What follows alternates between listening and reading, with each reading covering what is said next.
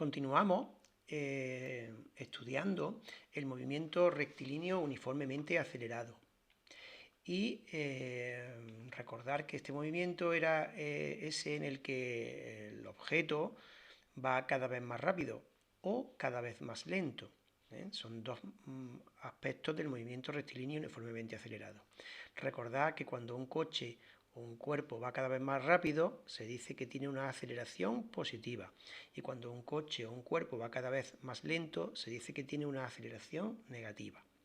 Bien, ahora vamos a ver cuál es el espacio que recorre un objeto que se mueve con movimiento rectilíneo uniformemente acelerado. ¿De acuerdo? El espacio recorrido. Aquí vamos a tener que aprender una formulita nueva, o dos fórmulas nuevas, mejor dicho.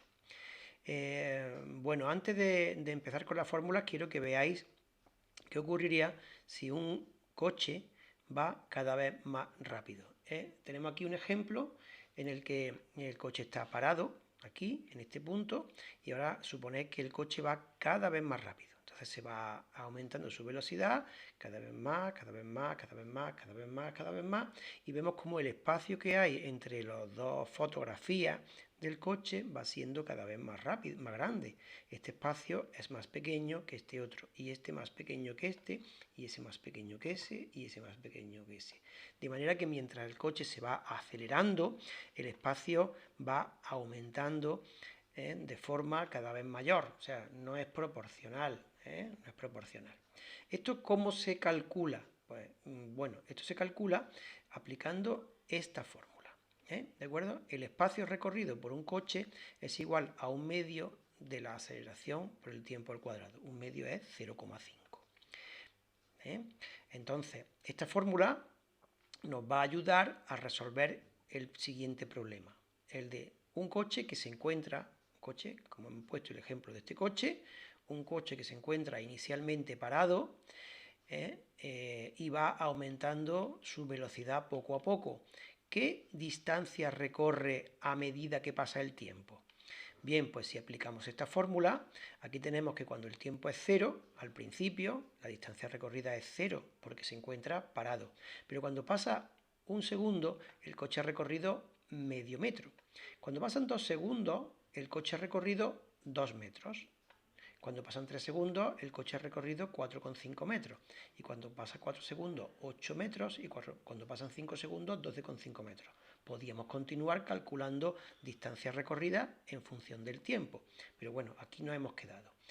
Quiero que veáis cómo la distancia va aumentando. Va aumentando no proporcional, sino cada vez más, cada vez más, cada vez más. Y la distancia va aumentando de forma obedeciendo a esta fórmula. Aquí veis cómo se ha calculado. Cuando el tiempo es 0, aplico la fórmula, un medio de la aceleración por el tiempo al cuadrado, y teniendo en cuenta que la aceleración es de 1 metro partido por segundo al cuadrado, porque es la que hemos recogido en este ejemplo, pues ponemos 1 y el tiempo es 0, 0 metros. Cuando el tiempo es un segundo, sustituimos la fórmula a 1, tiempo 1, y haciendo con la calculadora estas cuentas nos sale 0,5. Y así vamos calculando para 2 segundos, aceleración 1 segundo, tiempo 2, 2 al cuadrado 4 por 1 4, entre 2, 2. ¿De acuerdo? Esto es cuestión de hacer las cuentas. Y vemos cómo estos valores se corresponden con estos que hay aquí en la tablita. Entonces, primeramente se tiene que saber cuál es la aceleración que se tiene, y después podemos ver la distancia que va recorriendo el coche, teniendo en cuenta que parte del reposo, teniendo en cuenta que al principio está parado. Esto es una cosa importante. Si un coche está parado, no es lo mismo que si ya va con una cierta velocidad. Bueno, este es el ejemplo que os he puesto. Veis aquí cómo he puesto las distancias 0, 0,5, 2, 4,5, 8 y que cada vez son mayores. Esto es lo que sería el movimiento rectilíneo uniforme. Si el cuerpo se encuentra moviéndose con una cierta velocidad, Si el cuerpo se encuentra moviéndose con una cierta velocidad, la fórmula anterior cambia a esta otra. El espacio es igual a la velocidad inicial por el tiempo más un medio de t cuadrado. Ya tendremos ocasión de aplicarla en algún ejemplo. Pero bueno, en principio yo quiero que os quedéis con esta fórmula y con esta fórmula. Y esta, la diferencia entre las dos es que esta es una fórmula cuando el coche, cuando el objeto está parado, y esta es cuando el coche o el objeto se encuentra ya moviéndose. Las distancias que se recorren son diferentes, poquito diferentes.